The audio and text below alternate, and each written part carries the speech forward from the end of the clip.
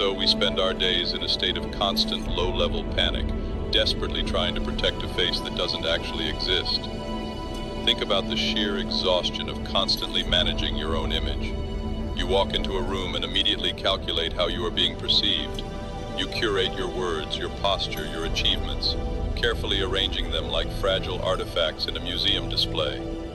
You are terrified that someone might see through the cracks, that they might discover the hollow space behind the mask.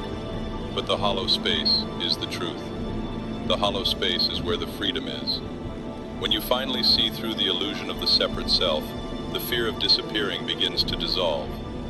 If you are not an isolated stranger, but rather the entire universe experiencing itself from one specific point of view, then what is there to fear? You cannot be destroyed by the universe because you are the universe. We build heavy walls around the ego, trying to protect this fragile imaginary construct from the inevitable friction of life. But the friction is exactly what proves the construct is an illusion. The more you defend the ego, the heavier it becomes. The fear of death, the fear of failure, the fear of losing your mind, these are all just the symptoms of the wave forgetting it is the ocean. When you finally drop the heavy burden of trying to be a somebody, a profound silence rushes in.